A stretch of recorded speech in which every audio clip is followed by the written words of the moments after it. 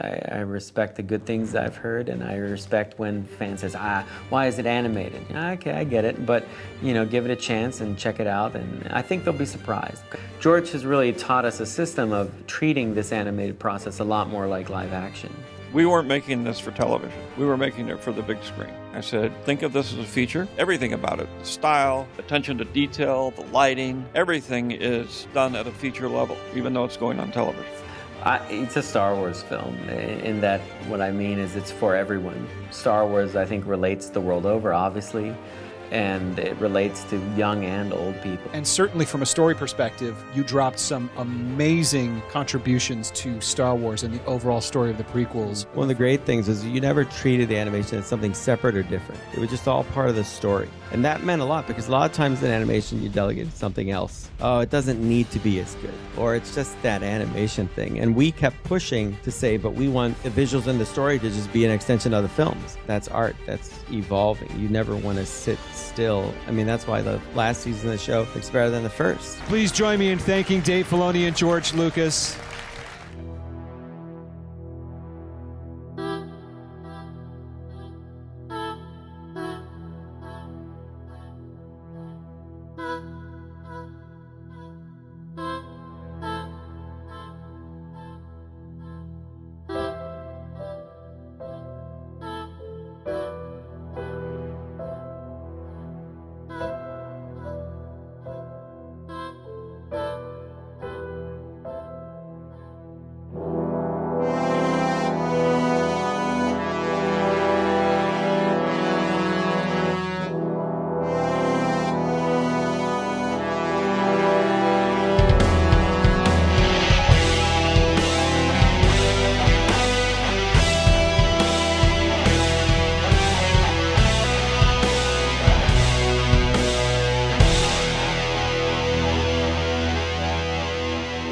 Welcome to the Chiss Ascendancy podcast.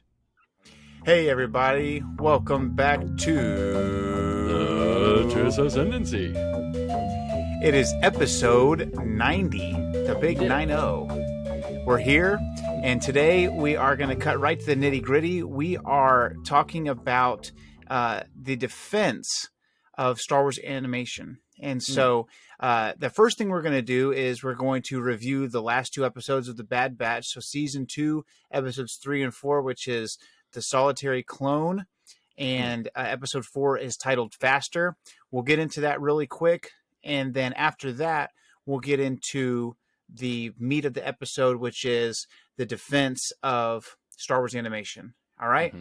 So jumping right in, let me ask you this. Do you want to review episode 4 first, then episode 3?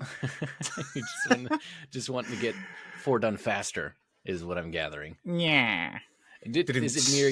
Do you expect more like Daft Punk vibes?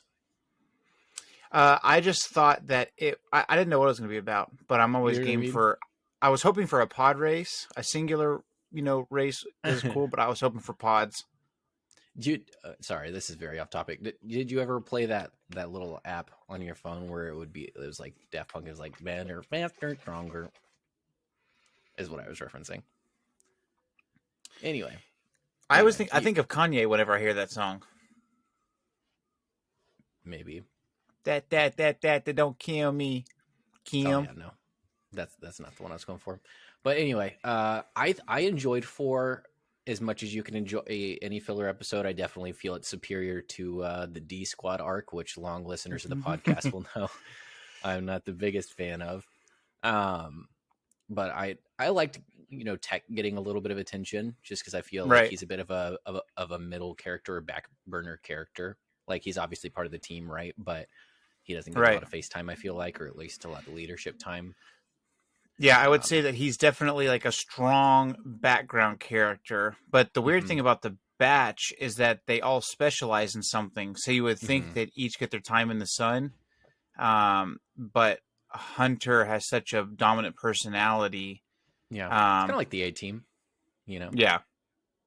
Yeah, I guess he's like the... what's the guy that flies the helicopter? No. On the A-Team? Wrecker's definitely like BA and Murdoch. Yeah, 8. He's not really. Yeah, I don't that's feel fair. that Tech is really any of them because he's definitely not face.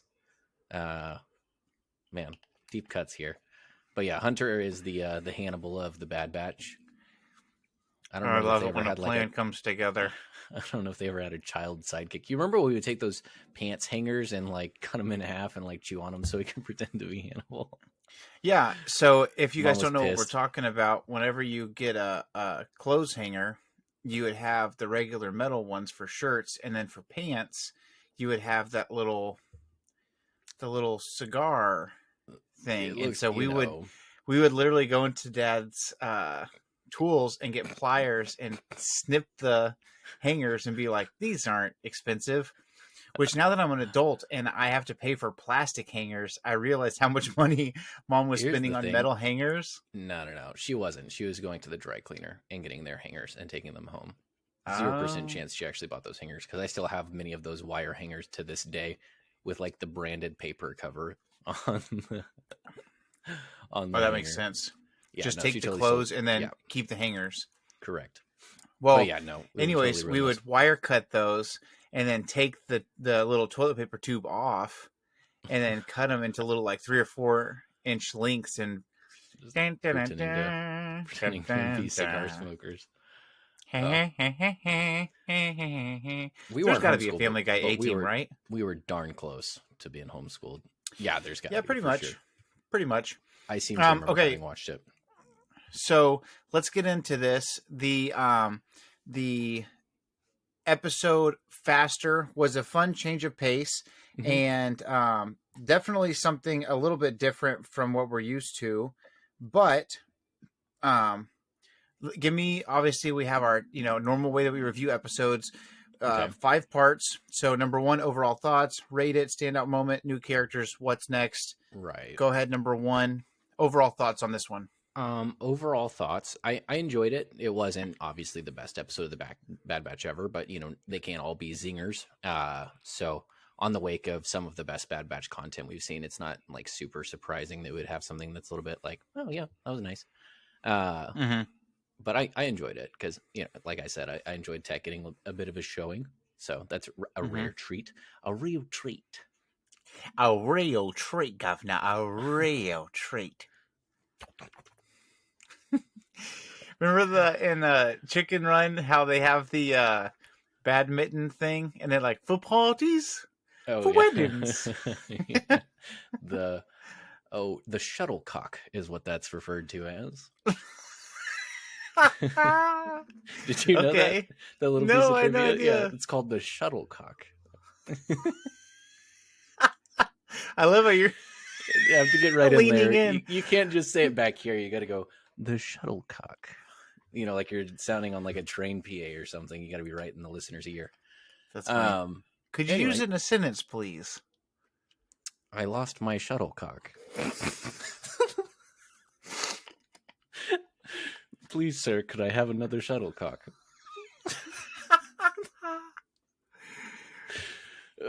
It's not tennis. Be gentle with my shuttlecock. It's not going to go far. It's just a shuttlecock. Really, you can hit them as hard as they want, and you won't do a thing. Oh my god, that's so funny. Anyway, your overall thoughts, sir? I thought it was good. It was, like you said, it was a fun change of pace.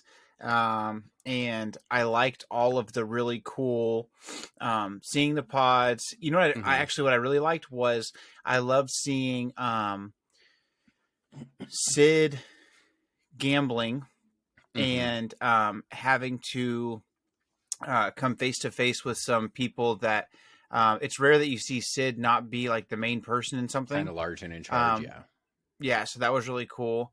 And to see her, it was cool to see her have a rival. And I'm trying to think, it was cool to see a Doatan. That was cool. Yeah. I was going to go there which next. is Pan-Atis species from the High Republic. And the first Doatan we see is on Takodana and Maz's castle in The Force Awakens. Correct. and it was cool. But when I first saw a Doatan, I was like, "Is that a massively obese Trandoshan?" And it was cool because you had a Trandoshan working for the guy, and you had a Gamorrean with a blaster, which is neat because normally we see them with hand-to-hand combat weapons. So that was cool.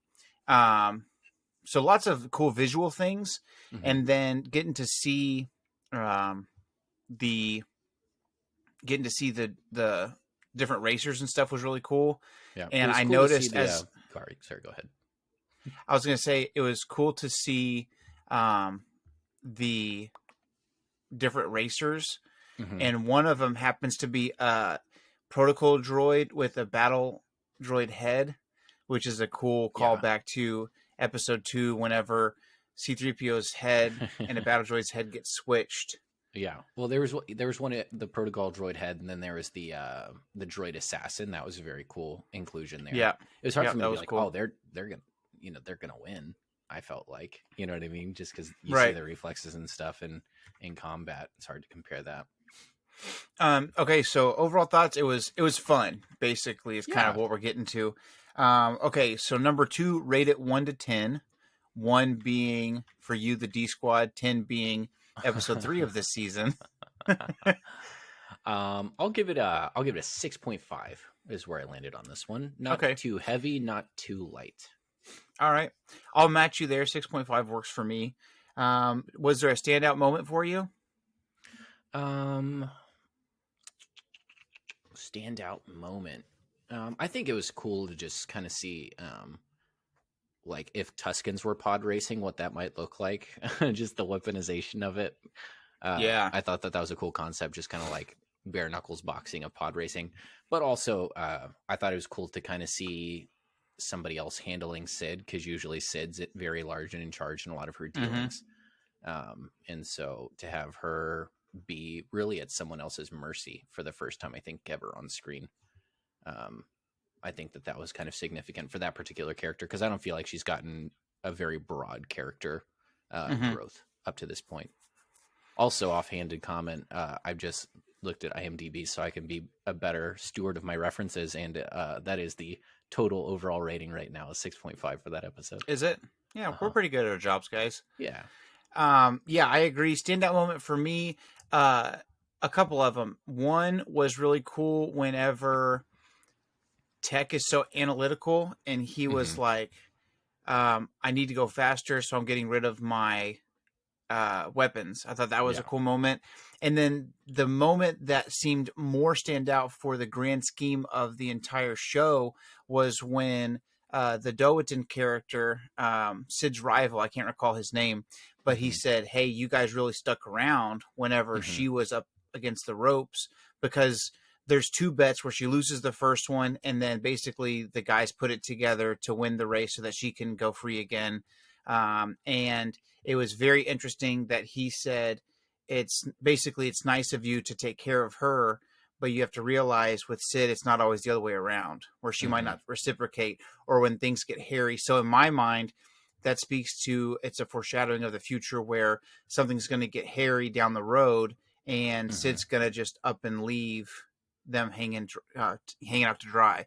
So I think that was probably the most serious moment where it was like, oh, hang on, this was a really fun, just joyride episode, but it does foreshadow maybe she's going to give them up for the right price to the Empire. Because you have to remember, she's talking about, hey, in previous episodes this season, or maybe early on in this episode, I can't recall which one, but at some point she's talking about the fact that the Empire's closing in on what she's got going on too. And she's only going to be running that rig for so long. And so the same way that she's trying to send the Bad Batch on these missions that are basically, because I assume if they come back with a war chest from, freaking Sereno, she's going to say, hey, here's how much you get. Now where's my cut? And we'll both cut out of here. So maybe if the right price to betray the batch comes about, we'll see that happen. So that was a moment that stood out to me. New characters, there's a handful. We talked about the Doatan gangster. What's that cat's name? Can you find that guy's name for me? And so while we're talking about that guy, he was a cool character. And then I also really liked Teo, the droid.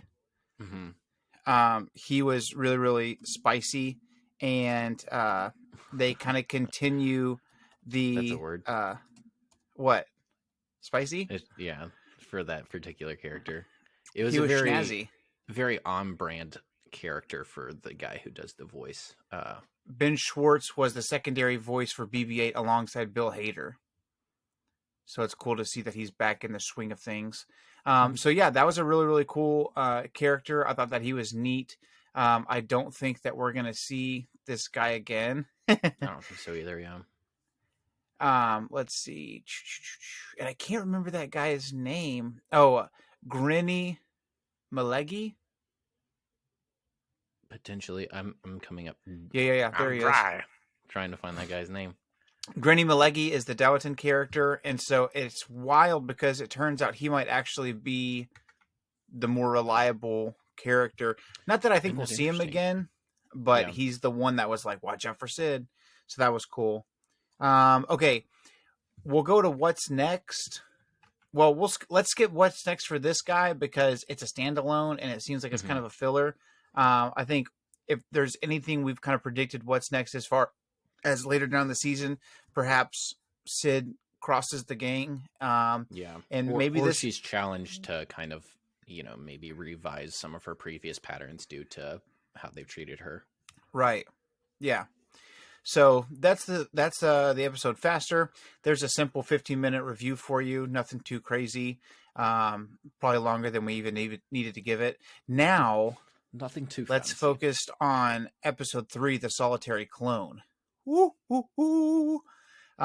This was a great episode. Probably my favorite episode of the Bad Batch to date, maybe. Number 1 all time. I think so. Wow. And I think the reason is just because of the overarching implications to where things are going.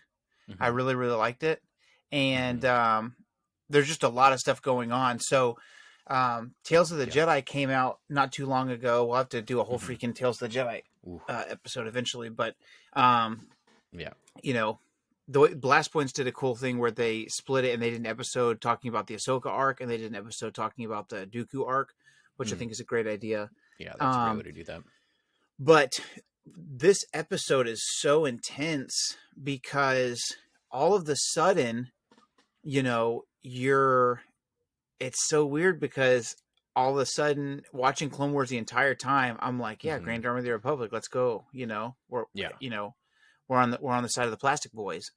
And then all of a sudden you're like rooting for the separatists. You're rooting for the characters that you were just rooting against this last show. So we're on the world of Desix, and on Desix they're holding out. And basically what's really interesting is I never thought of this before, but if you have separatists and they're an independent, the CIS stands for the Confederacy of Independent Systems. So basically all of these planets that are doing their own thing are willing to bond together against the Republic for the sake of freeing all systems, and against the corruption of the Republic. And then, of course, the Republic's side of things is we have a really good thing going. We have a really good conglomerate going. The Senate, is there for everyone. Why are we trying to screw things up? And then as soon as the Empire is formed, it's not the Republic is now the Empire and the CIS remains the CIS and they have to pay taxes to the Republic for repairs or whatever. It's the Republic is now the Empire and the Separatists are also the Empire now. Whether or not they which like is, it. Yeah. Come on in, the water's fine. You're in it whether you like it or not. Yeah, that's wild. So it's really wild. So you're on this planet of Desix, and the frickin' Imperial shuttle, the classic, kind of Palpatine, Vader, Imperial shuttle looking ship comes down, and Governor, I think the character's name is Groton, comes off the ramp. Seems and he to has ring well with me. He has those TK stormtroopers with him, which is, there's a lot going on there, right? Because you realize, okay, they're phasing out the clones rather rapidly.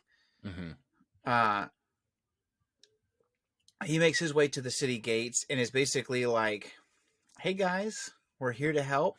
And the people are like, "We don't need your help." And they have the cool kind of Infus Nesty kind of vibe to them. Yeah, that's definitely what I was reminded of. And the lady that's there, it actually turns out her name is Tawny Ames, and it's wild because she kind of seems like a gang leader here, but it turns out that she was actually a politician that was a part of the CIS. She was a part of the understanding of the corruption of the Republic long before it came to light as the Empire, and so that's all going on, and Right. you see, he's coming in and he's got the very posh, like, "We're here to help, whether you want help or not." And they pull a gun on him. He thinks he's who Tarkin actually is. Exactly. Yeah, he is the Instagram model Tarkin versus actual model Tarkin. And so it's crazy because he walks in and he thinks he's got it all going on. And then on the city walls behind him, you see all these B1 battle droids. And again, it's that weird moment where you're rooting against the Empire. Therefore, the enemy of your enemy is your friend. So all of a sudden, the B1s are cool. I was rooting for the Empire. In that specific instance? Yeah, the whole episode. Well, yeah, you're rooting for the Empire when Crosshair comes into the picture. But the whole episode.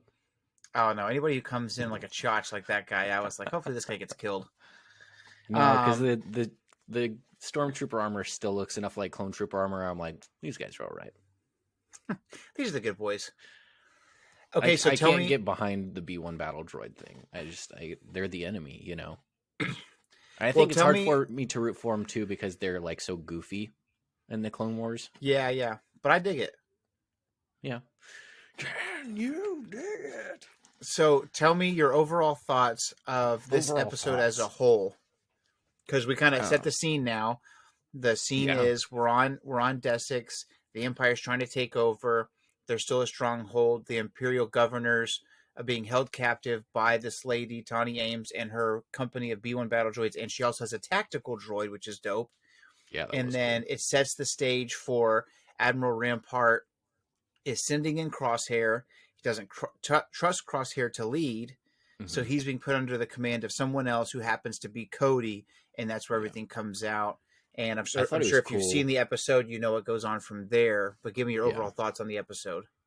I was very interested in the dynamic of, like, we were the clones and we were the Grand Army of the Republic and we were all on board.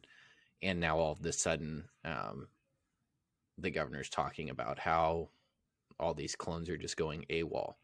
You know what I mean? It's not maybe necessarily that they're phased out. It's that they've kind of had time to sit around and think about what they did. And they're like, maybe this wasn't the right choice. You know what I mean? Yeah. So it was kind of this cool, I don't know, understanding of both parties where it reminds me very much of, I think it's the intro of episode 3 where it says there's heroes on both sides. You know, that there are people on either side of the war that are kind of doing just their best. Like I've introduced Tori. We're almost now through all the Star Wars movies. We've got episode 9 left to watch. And Tori, first I was like, oh, I love Kylo. And she's like, well, and I was like, well, you know, he's just a guy trying his best. And you know, she didn't understand it for a minute, and then we got half the way through episode 8, and she's like, oh, I get it. Like he really is just trying his best, like the whole time. And I think that's like the vision you get a lot of the characters. Even Crosshair really at this point, because he's still kind of scrambling, trying to find his place, just trying his best. You know what I mean? And so, I'm very fascinated by the idea of really nobody who we're really rooting for the most part is in the wrong. You know what I mean? Right. There's the governor on the planet. She's not really wrong. You know, she's fighting for her planet and her independence that she had already kind of preserved in the last war. And then, you know, you have the clones who are going on what they believe is the greater good, you know, and they're not really wrong. And so, I don't know. I always love that when a conflict's not necessarily black and white, that they're, I don't know. It's the whole DJ thing, right? That I was telling Tori, I was like, hey, this is my favorite new character in the whole movie. And she's like, why? And I said, I'll tell you why when it comes up. And it was, you know, just the scene where she's like, you know, I can't believe what you've done. You know, you're terrible. You're the wrong person, blah, blah, blah. And he's like, maybe. Maybe. And it's just the whole, I don't know, complete willingness to just admit that, yeah, maybe I'm not in the right. Right. And I love that because everybody in that whole movie is so self-righteous for the most part. And so there's Right, just right. this one character, he's like, maybe, yeah, I might have screwed up. So Yeah, I think I really like this episode, and I think, they're doing such a great job of making Crosshair more and more compelling. That's the best villain is the villain that's doing what they think is the right thing. right. Or they're 100%, or every once in a while you have a character like the Joker that's like, I'm all in on screwing things up for everybody. But in a way, he has his convictions too. You know what I mean? Yeah. Like, he's like, I'm going a direction really fast. I don't know what that direction is, but I am full speed ahead. yeah. And so it's interesting because you have Crosshair, who really does think he's doing the right thing. And it's weird because this whole time we thought that he was just being a jackass, but it turns out he really does believe what he's doing is correct. And he really does. He's doing it because good soldiers follow orders. He's not just doing it because of the chip. He said he removed the chip, all of these things. Right.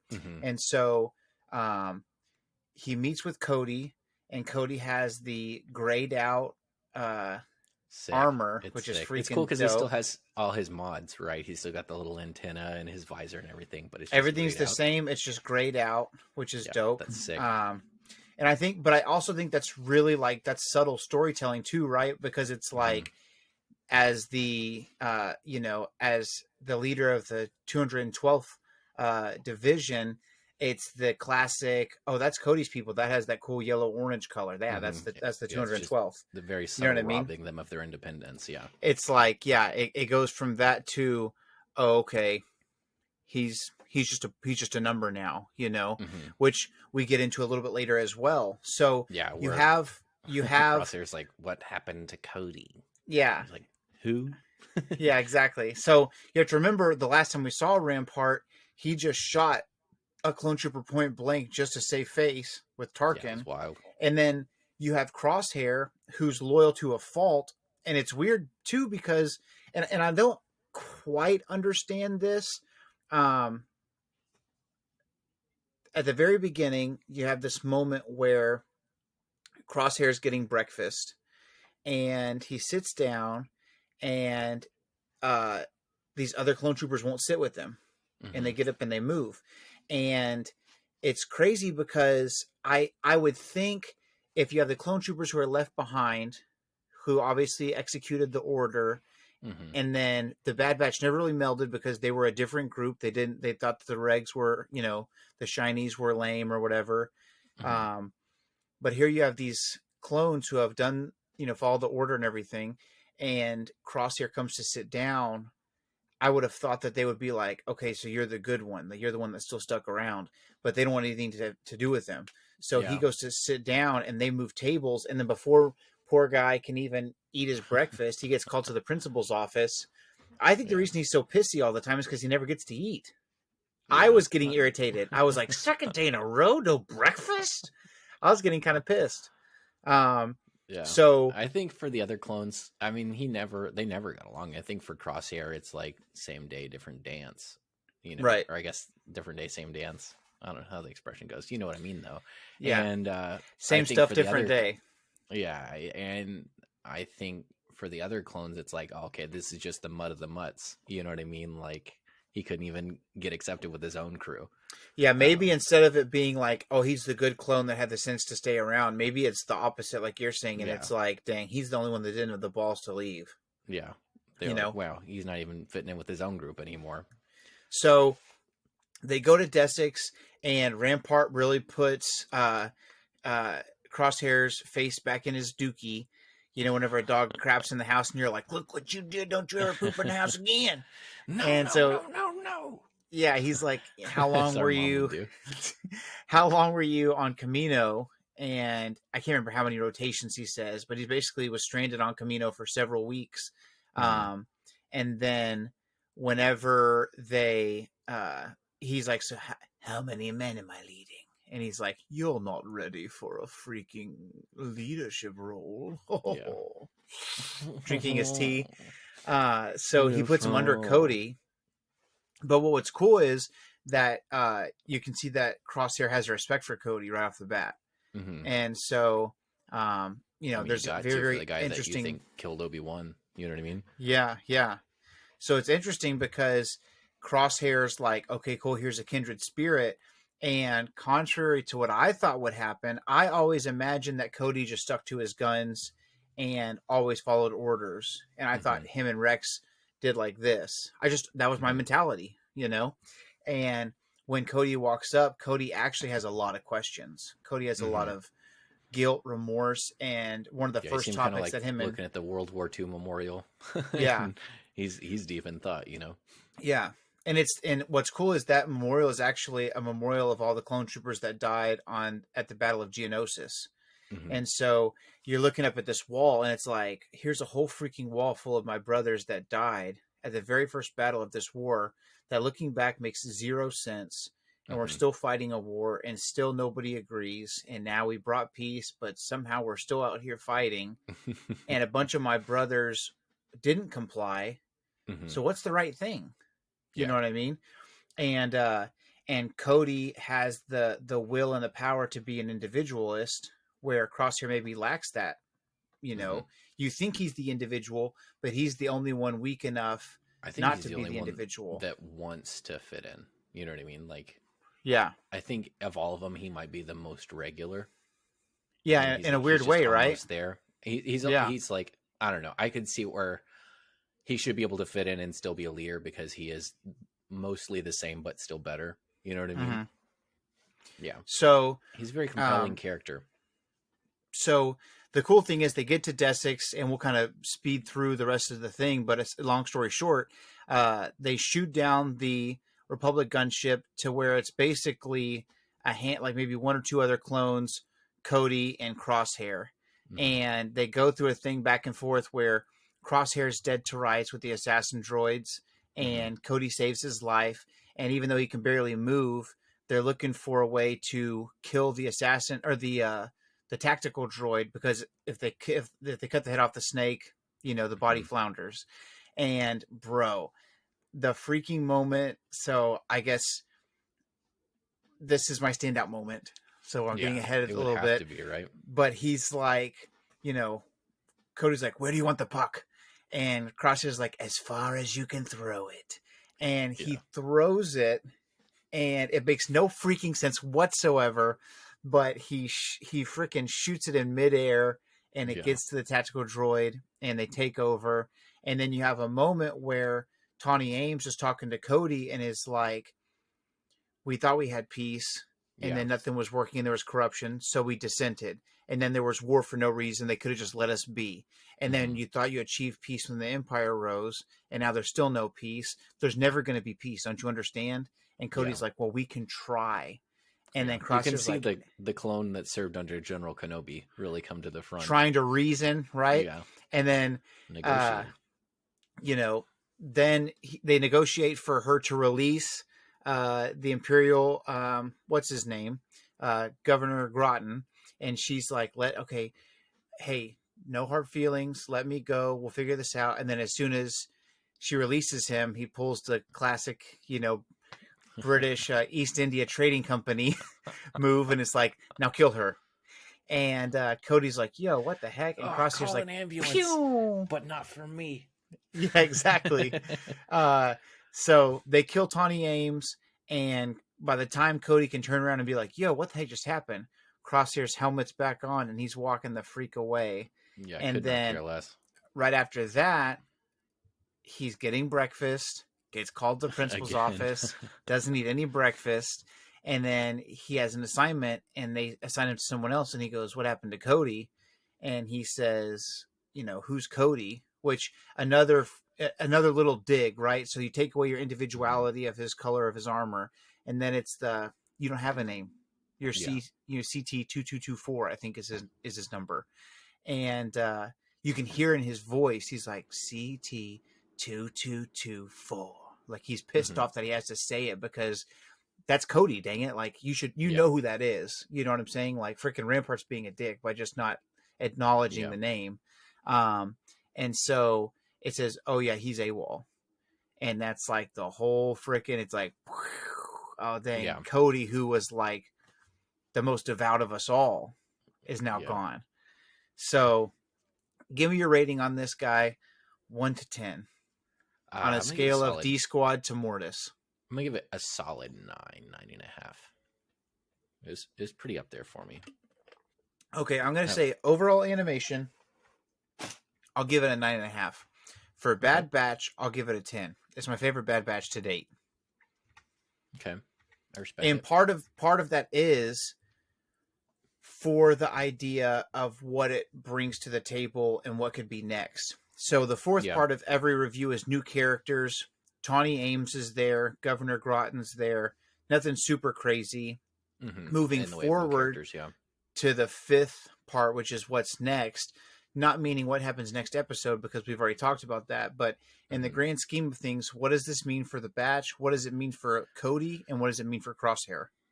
Yeah, I don't know if we ever see Cody again. I don't know if it's like he just kind of he's just out Right. there now. Because I Which mean is there's so many AWOL clones at this Mhm. point. And I don't know that they're gonna do since they never connected him to Rebels, you know what I Mhm. mean? That he never like met up with the rest of the like Ace defunctees. He might just be gone forever, but I think that was really a blow for Crosshair's morale. right. Because I think he's now starting to see that. I mean, clearly he doesn't give a care about the morality of it all in the sense of like he didn't absolutely just shoot that chick after a negotiation that he was right there for, but he, I think he's starting to like maybe question whether or not he has a place there, Right. whether or not he'll ever be welcome, Yeah, exactly. which I think to him is one of the most important things. Yeah, he's still trying to earn his stripes. He's trying to figure Mm-hmm. out where he fits in all this.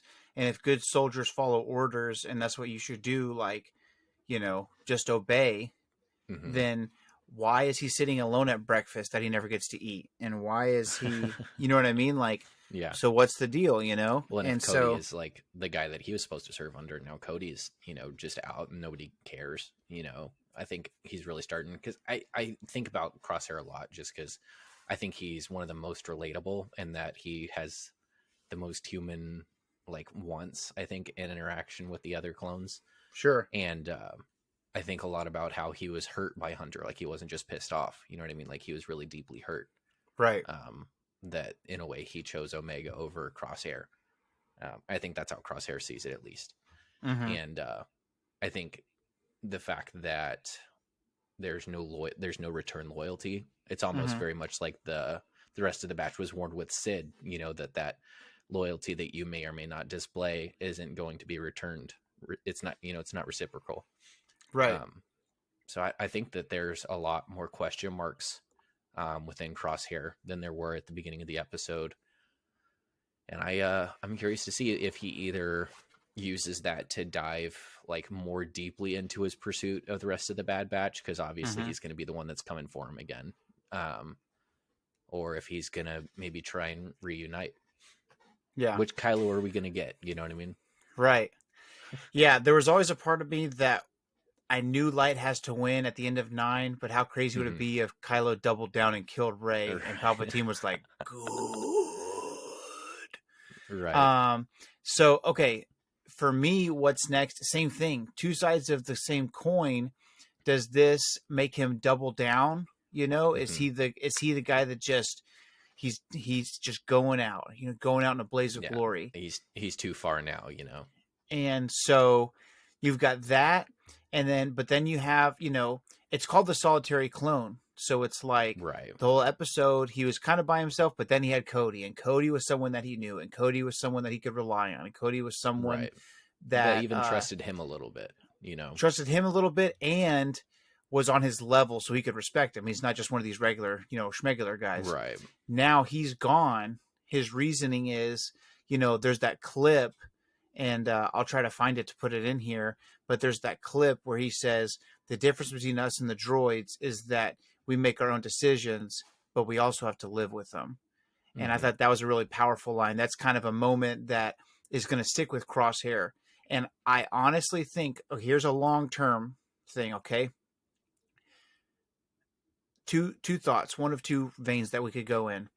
Crosshair, if he doubles down, we'll see maybe on Tantus, he's going to either be the prototype for either Dark Trooper Phase Zero, which is when they replaced all of the clone troopers' internals with cyborg parts, or he's going to be the first person that gets their brain kind of scrambled and altered to be the first Death Trooper. One of those two, I think, is what's going to happen. He's going to double down, and somewhere on Mount Tantus, he's going to become that, and the batch either has to rescue him from it, or that's his fate, is that he's going to be that character.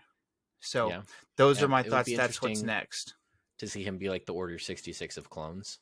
You know what I mean? That he's the Anakin sent into the Jedi Temple. It would be interesting to see that kind of happen with him. I think he's got the same emotional mixture. I think it's a very real possibility from all the pieces that we have of that character. So that's our review of the last 2 episodes of The Bad Batch. Hopefully you guys are caught up. Now let's switch veins a little bit. We're already 40 minutes into this episode, but we're going to get into the meat of this episode, which is episode 90 of the Chiss Ascendancy podcast, which is in defense of Star Wars animation. So don't miss it. All right. So switching Flip veins over to here. the B side of the cassette now. Rewind. Yeah, man, what a flashback. Okay. So we wrote down and we got together, and would you say you have friends that are like legitimate Star Wars fans that just cannot get over the idea of getting into Star Wars animation? I think again, heroes on both sides, right? I think I don't know what the holdup is though, because I tell everybody, I'm like, I get it, it's animation, but at the same time, it's some of the best Star Wars content, right? And I remember one of the guys I knew in college, and he wasn't like a big prequels person anyway, but I was saying that if you watch the Clone Wars, it makes the prequels what you want them to be. Like it kind of has all the bindings and the reasonings and the in between characters and the I think you get a lot more depth. Like after you've watched all of the Clone Wars, episode 3 hurts a lot more. Even just the opening scene where Oddball gets shot off. You know what I mean? Like that scene meant absolutely nothing to me. And then I watched the Clone Wars and I was like, oh, Oddball. You know, it's just like this character that you would think absolutely nothing about otherwise. But yeah, no, definitely I've encountered people that will like Star Wars, but it's almost like guys that won't drink like fruity drinks. You know what I mean? yeah, totally. They're like, it's disgusting beer for me, or it's nothing. You know? Yeah, it's nerve for nothing. It does taste good. You know, that's awesome. That's a good comparison. And I would say I do. I 100% know people that will talk to me about Star Wars that love how much ridiculous Star Wars stuff I know, will ask me the most random question just to see if I can answer it, but they just will not get into animation. So tonight we've got 5 reasons for the average or deeper Star Wars fan to take the dive into animation. All right. So we're not going to take forever, but we're going to get you through 5 reasons. And I think they're 5 great reasons. Maybe the best reasons, 5 of the greatest reasons, maybe ever, for you to get into Star Wars animation. Splice this episode and flip it so they're like, oh, okay, now that I'm thinking about animation, what are some things that I could look forward to? Yeah. I think if anybody got this far, they watched the animation, but yeah. That's fair. That's fair. We're going for it. We're doing it.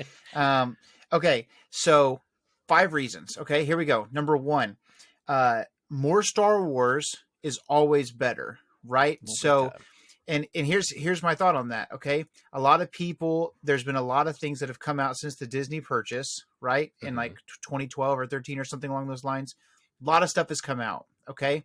And there's been a lot of stuff that people didn't like, right? So maybe you liked The Force Awakens, but you didn't like The Last Jedi, and then Rise of Skywalker was okay. Or maybe you loved The Force Awakens, loved The Last Jedi, didn't like The Rise of Skywalker.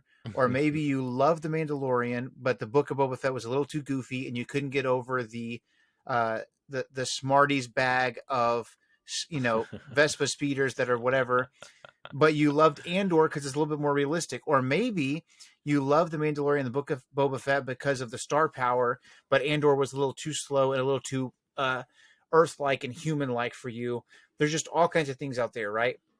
And my response to that is always, I will take the things that I didn't like as much to get more Star Wars, because ultimately, as a Star Wars fan, as a hardcore, deep Star Wars fan, whose favorite character is Boba Fett, and then who's like, everybody knows who he is, and then my second favorite character is Grand Admiral Thrawn, who up until just recently, nobody, or a lot of people didn't know who he was. Yeah.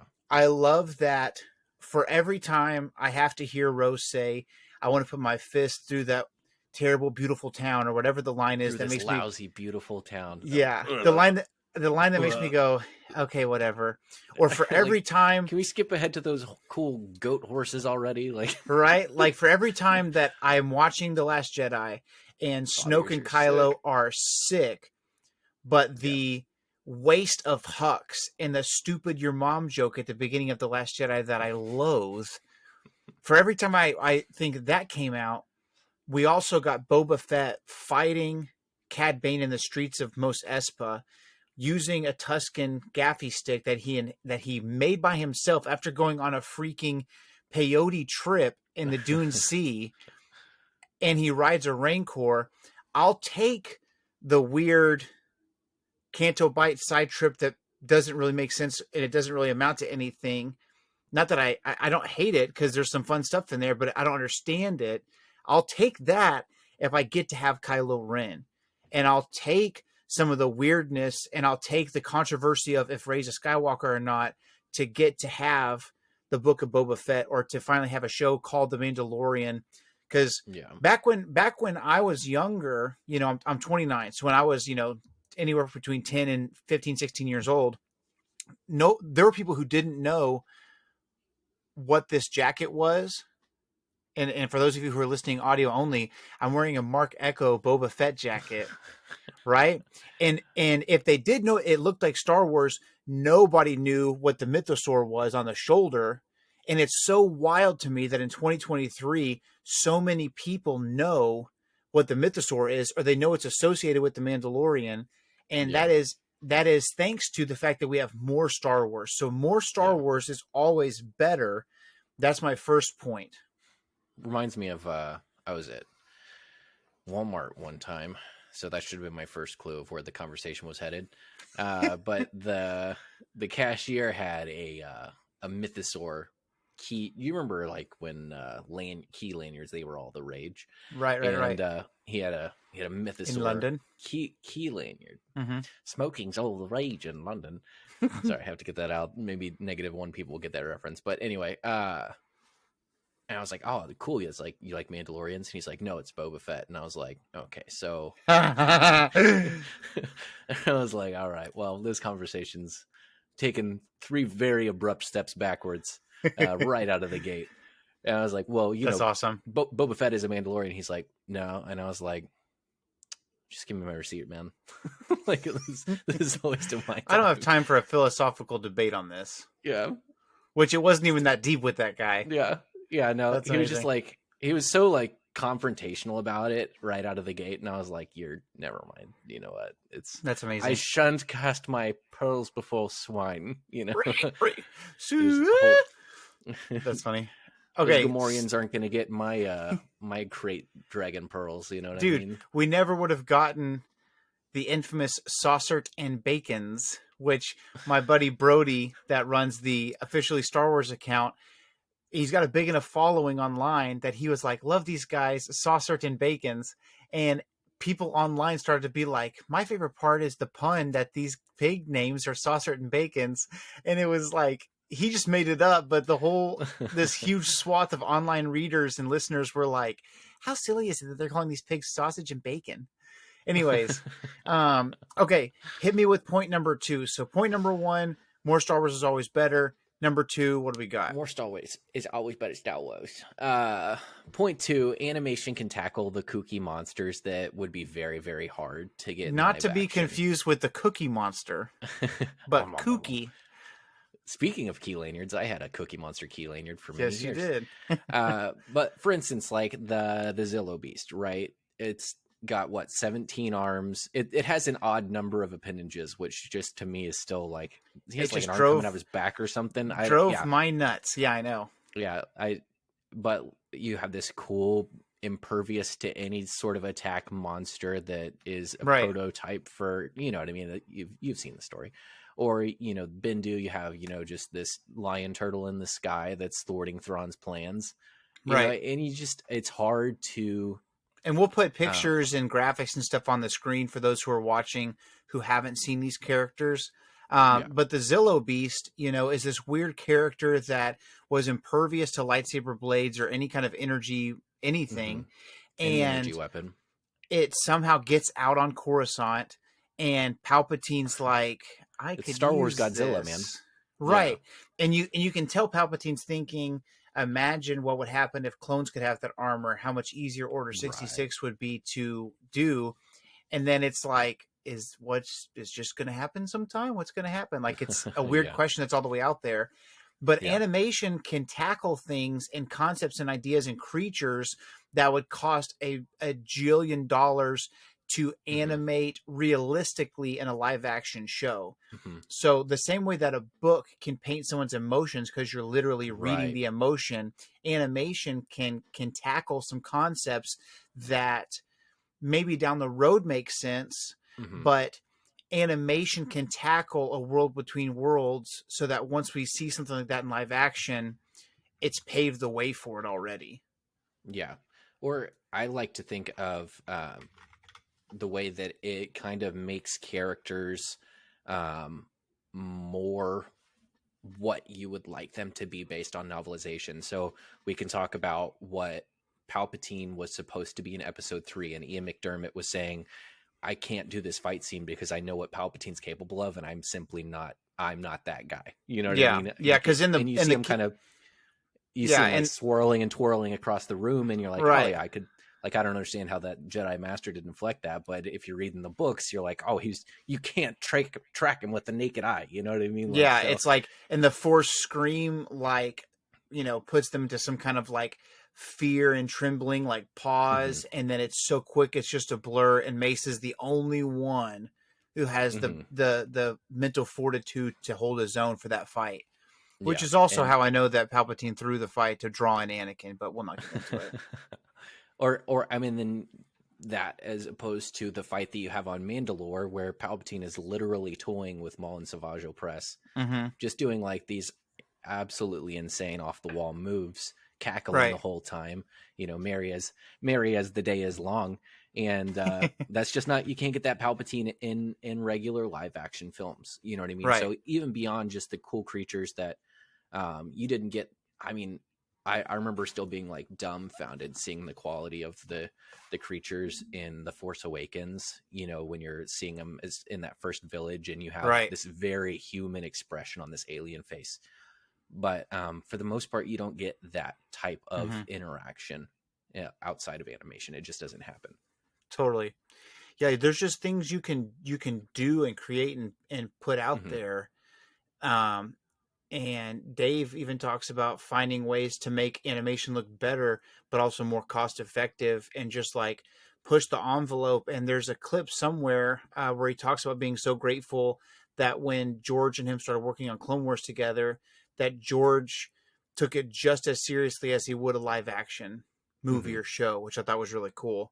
Okay. It's the same reason in reverse that Avatar: The Last Airbender live action didn't work. Right. That you just get these things in animation, you don't get them live action. Yeah.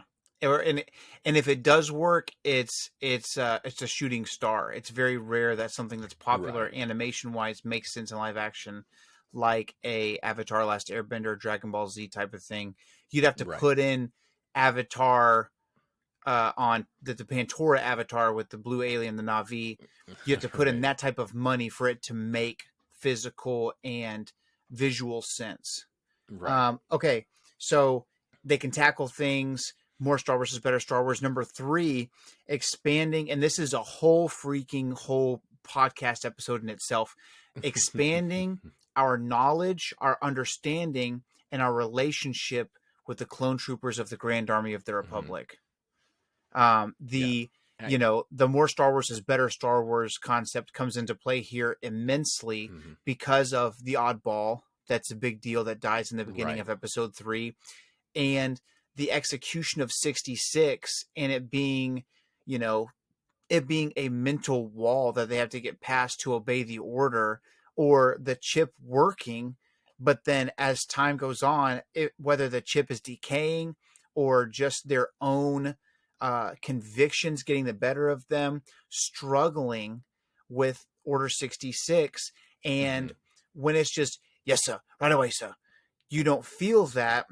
But when you meet a character like Fives, who has deep convictions to understand why his brothers are acting in a strange way, when a clone trooper just randomly says, good soldiers follow orders, and fires on a Jedi, what's the deal with that? How does that work? There's a whole freaking arc of it. My favorite arc in the whole Clone Wars, I think, is that arc where Fives is investigating, because every time I'm watching it, I'm like, he's going to catch them. They're going to, I'm so invested in the story. I'm like, they're going to stop Order 66 from happening. And part of that is how compelling the storytelling is of that arc. So, what is your feeling on the relationship that we get to have with the clone troopers because of animation? I don't think that, I'm not going to say it's impossible.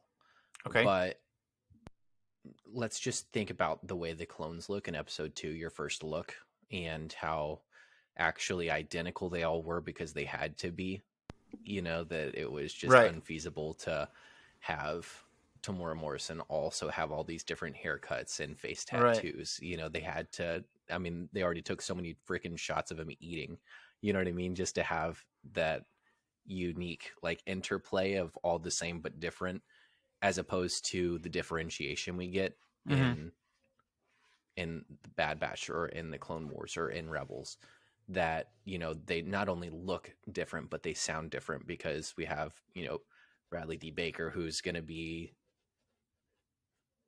thinking that intensely about, this character is in this headspace, so this is how they're talk a little bit different this way, and I think just those differentiations would be very, very, very, very hard to manage long term. Even just thinking about that one scene in Harry Potter where they had, the 18 Harry Potters or whatever. I think they did something like 92 takes, just to have them in all those different outfits doing those different things, and how difficult that was for a single scene.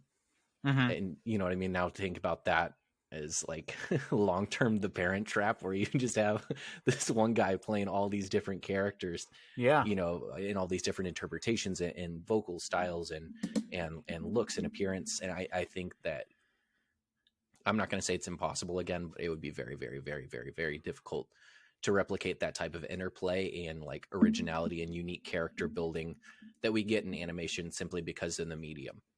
And how masterful is D. Bradley Baker for the last... Sorry, I always say Bradley D. Baker, so thank you for correcting me every single time I say it. How masterful is it that since, 2008? So 15 years, he's been every clone trooper. And and the Bad Batch is just the boss level of this video game, because you have 4 or 5 clone troopers interacting every episode, and it's they're all the dialogue. It's not an episode of the Clone Wars where Maul is there and you're going to hear a on the side. It's Wrecker's talking to Hunter, and then Hunter's talking to Tech, and then Tech is talking to Crosshair. And then back to Wrecker. And I would love to see a 10 or 15 minute video of what he does. Is he recording all of one person's lines and then leaving space? I don't know how the freak he does it, but I am mesmerized by that concept. I would love to see how he does it because I've seen him go through the voice ideas and the concepts for who they are and how they work. I would love to see him actually recording these episodes. Yeah. he is what that one priest thought he was when he was reading that excerpt of Genesis and switched into the falsetto for Eve. What? What are you You referring remember that? to? There was a church service where I think it was an ordination, and so they had like a guest speaker, and he was Catholic clergy, and so he was just he was literally his whole thing was just reading an excerpt of Genesis, and so he did the high pitch, falsetto girly reading for Eve. I still remember the band being stuck on stage behind him and just like trying to maintain composure. And that guy thought that he was D. Bradley Baker. You know what I mean? That he's like, oh yeah, they're really going to get involved here. They're gonna Genesis is going to come alive when I change my voice for Eve. Dude, I don't remember that at all. I'm so sad I don't remember that. I'll never forget that. Never, ever, ever. That's freaking funny. On that wavelength, we have the depth of knowledge and interaction with the clones. And I think that point 4 would be that it gives that reintroduction of character and development for other characters that simply you don't have the screen time. So for me, like Order 66, the death of Plo Koon hits really, really, really hard after watching Clone Wars, because he's Fantastic just a random Jedi. You see him a couple of times in the background. He looks cool. He's got these sick goggles. Maybe you can read his bio on the back of his, card on the Star Wars figure, casing, but you don't get the depth of his wisdom and the role that he played in Anakin and Ahsoka and Obi-Wan's life, and, how much interplay he really had with the Jedi Council and how influential he really was on all the goings on. And, you just have this 15-second death clip, and the emotion simply isn't manufactured the same way without all that background that you have in the Clone Wars. I agree. And I think it's like, and it expands the story of like, dude, if Qui-Gon and Plo Koon were the ones talking to Yoda this whole time, maybe that Shroud of the Dark Side wouldn't have been as thick as if you had Mace Windu there, who's much more devil may care, screw the rule, screw everybody. We're like tendency to just like act first kind of thing. If someone who's willing to sit back and evaluate the situation and wonder what's going on in the other person's mind, like a Plo Koon did, would the war have been completely different? And you can't ask that question without knowing Plo Koon like you do after the Clone Wars. You would never know the rich, sultry voice of Plo Koon without the Clone Wars. Another character that benefits immensely, not just someone like Cad Bane who just came into existence in the Clone Wars, but a character that, because he's in the movies and because you only have so much time and the story is about Anakin Skywalker, Count Dooku of House Sereno just seems like this old dude that gets introduced in episode 2, and you don't understand what's going on and who Sifo Dyas is, and then he dies first thing in episode 3, and you probably get like, honestly, what do you get, 15 minutes with him between the two movies? Maybe maybe 15-20 minutes tops, and half an hour at the absolute most between the two movies with Count Dooku. One of the most, and we've said this a million times, one of the most tragic stories ever, and it keeps getting worse. Like, and the Tales of the Jedi came out, and it's like, holy crap, this guy was the picture of standing up against corruption, almost murders a guy for being corrupt. Actually kind of a cool Jedi. Yeah. Like, literally, why is Dooku not the Mace Windu on the council when clearly they're the same rank at some point because they get sent on a mission together as co-leaders of the mission? Why is Dooku not getting this nod? And it clearly hurts him, and it kind of pushes him further down a path. I mean, characters like that. And then, like, so the fourth point that you kind of started a second ago is the introduction and the reintroduction of characters that are going to play a larger role down the road. So expanding a character like Plo Koon, expanding a character like Count Dooku, expanding a character like Kit Fisto, expanding characters that even started an animation like an Asajj Ventress, who was just a crazy bald chick from the original Clone Wars that we never saw in episode 1, 2, or 3.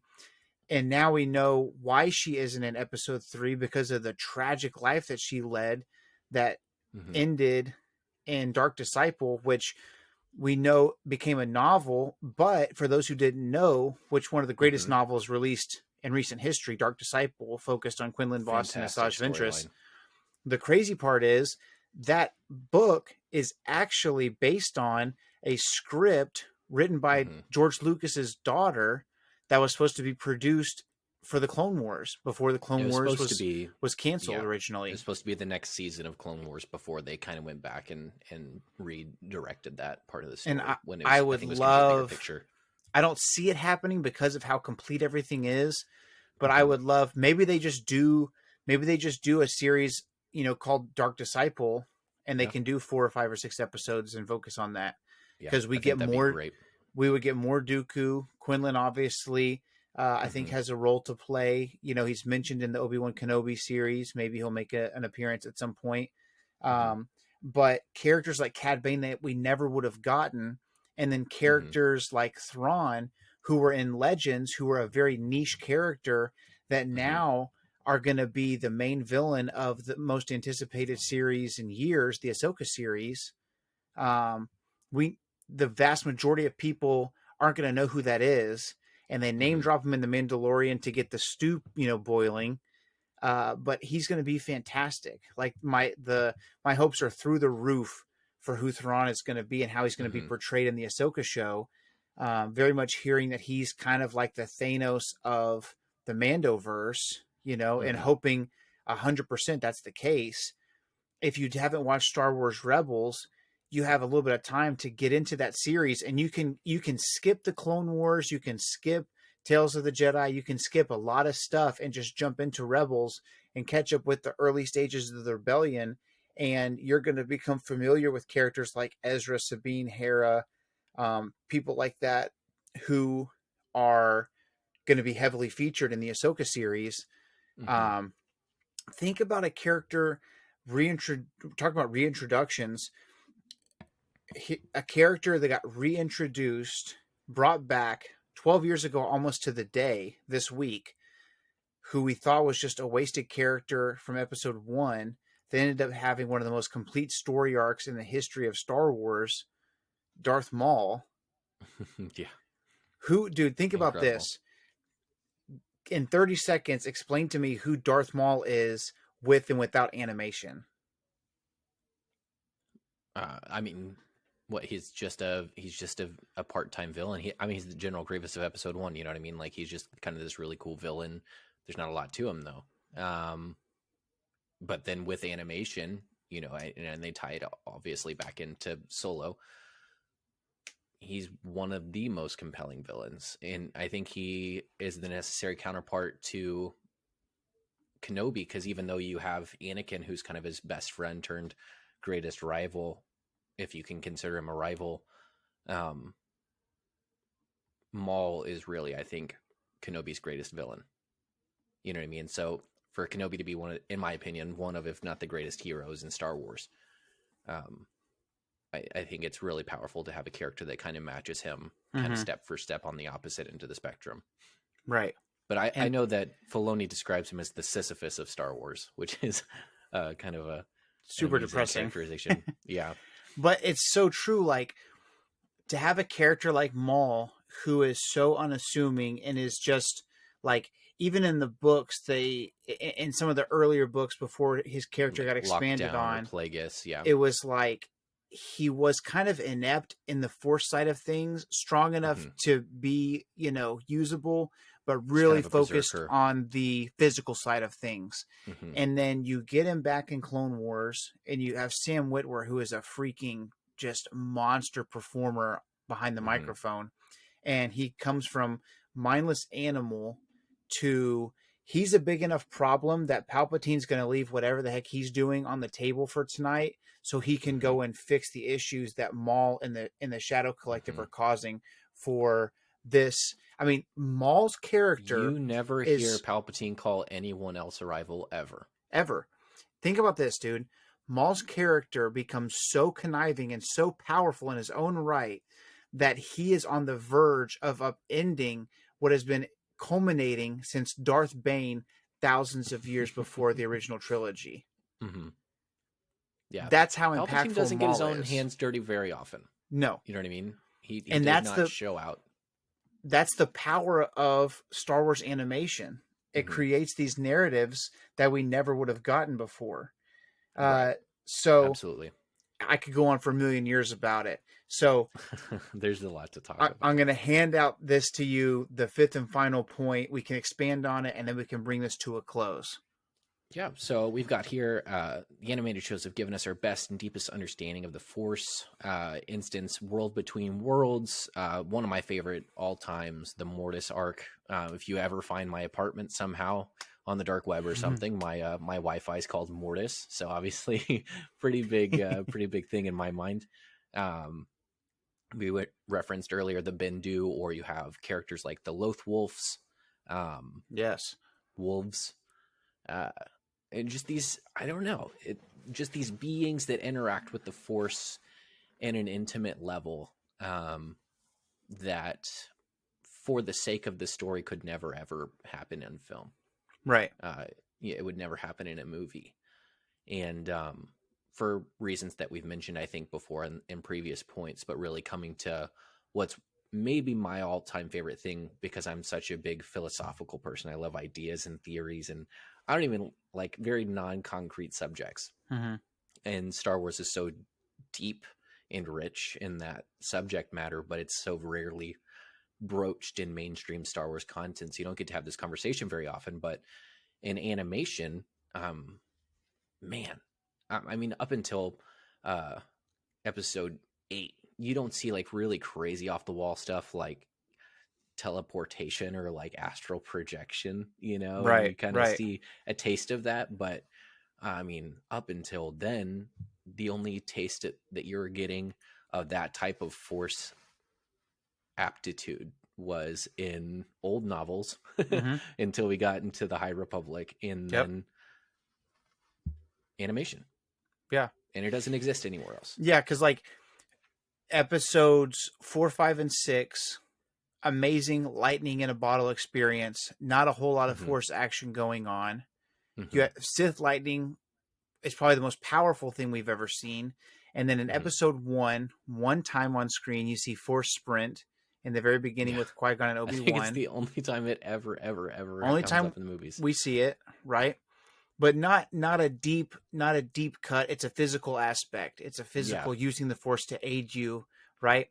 Episode Mhm. 2, nothing super crazy. And then episode 2, see you do Yoda get some pocket that Sith lightning. lightning. That was pretty sick. Right? You get some lightning action. Again, we're still talking about the physical sense, things that can be done in the here and now. And then episode 8, just like you said, Ryan Johnson, let me tell you this. He's a fan. Okay.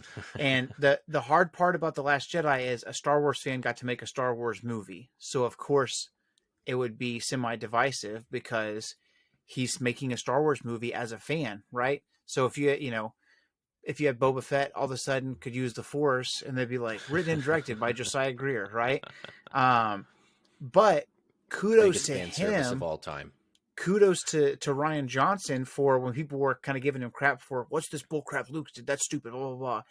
There's a video somewhere where he goes to his office and he goes up onto the bookshelf. He pulls off the Book of Jedi, from way back in the day when they had the Book of Jedi, the Book of Sith, or maybe it's called the Path of the Jedi, but you have the Book of Sith, the Mercenaries Guide, Imperial Handbook, stuff like that, like guides for these different factions.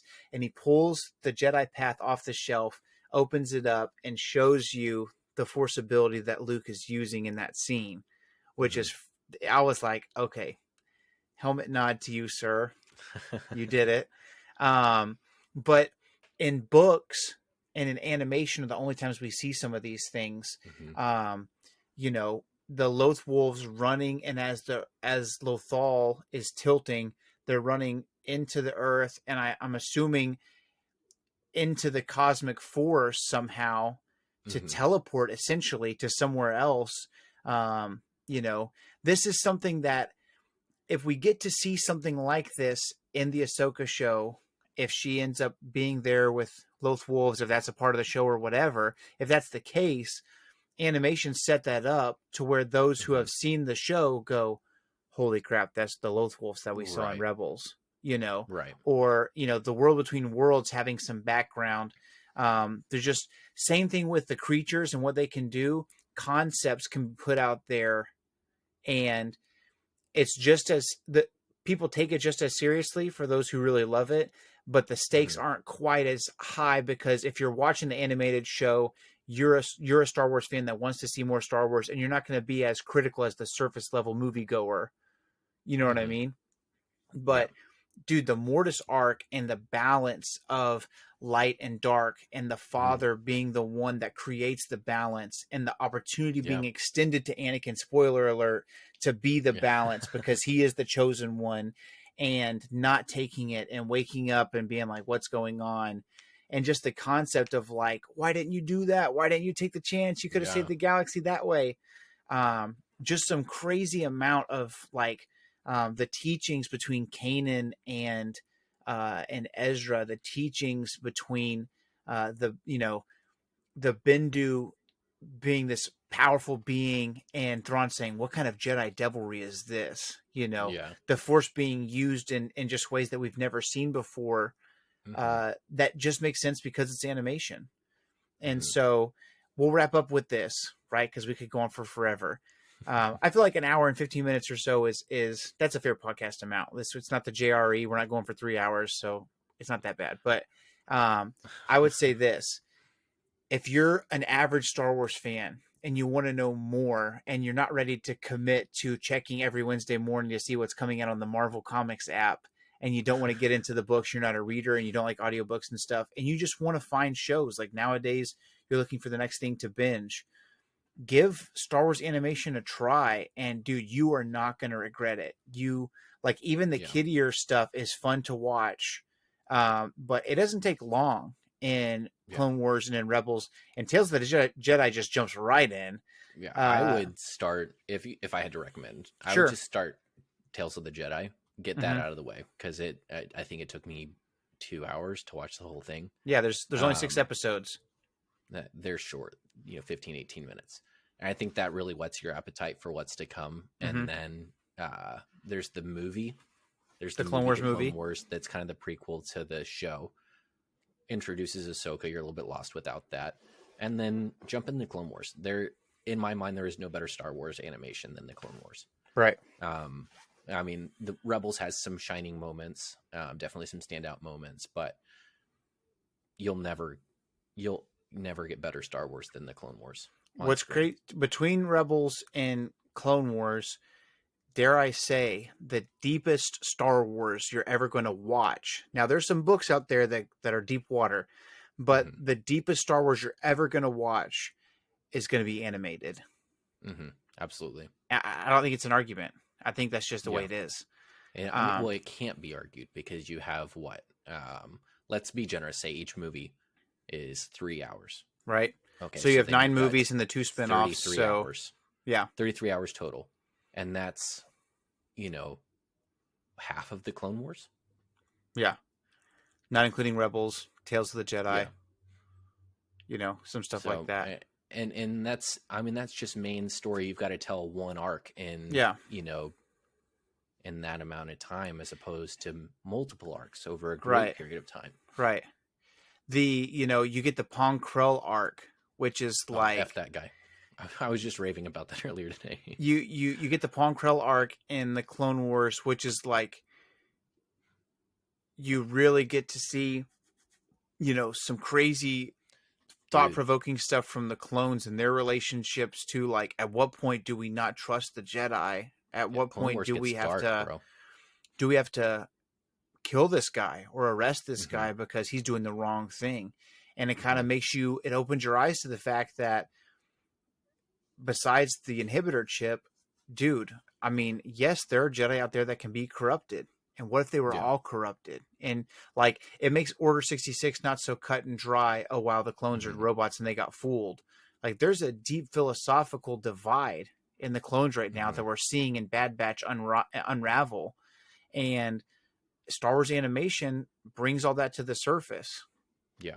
I think even if you just wanted to understand Palpatine more, because he's necessarily elusive in the films, but he's got so much more depth in the Clone Wars. I mean, even like there's that arc where Yoda's trying to figure out, Yes. immortality essentially, and he goes onto that Sith home world, and Palpatine senses it and pulls out some Sith sorcery. Like that's Right. crazy. If you want You get different, that in like very few books. yeah, if you want different or crazier versions and styles and stories of the Force, it's there. If you want to understand the creation of the clone army and who the freak Sifo Dyas is, it's there. If you want a deeper relationship with some of these main characters besides the movies, and you want to have a deeper understanding for the relationship between Obi-Wan, Anakin, Mace Windu, Yoda, all these characters, it's there. If you want to understand the beginnings of the Rebel Alliance and how did these ragtag random group of people eventually join up and be strong enough to take on an empire, it's there. Like there's His so name's much. Starkiller. Yeah, there's there's so much to be had. If you want to if you like Darth Maul At all. you Even got a to little get bit. into animation. And I'm If sure you there's like a talking website. snakes that can eventually be twisted to your own ends. It's there. Star Wars, the Clone Wars. And I'm sure, like, if you just want the Maul episodes, you Google it. I'm sure there's a list up there somewhere where someone's put a list think together. Watch this, Yeah. this, and this, and you can see Maul throughout the Clone Wars and Rebels from beginning to end, and you could watch that. You know what I mean? Yeah. You don't have to Something dive cool. into 100 hours of stuff, but if you want to cherry Yeah. pick, you can. If you want more Mandalorian lore and you love the Mandalorian and maybe that's your first Star Wars, dude, the Clone Wars has so much Mando stuff. Yeah. Love it. So Love it. those 5 reasons. So A, more Star Wars is better Star Wars. B, there's some crazy things that we could never get without animation.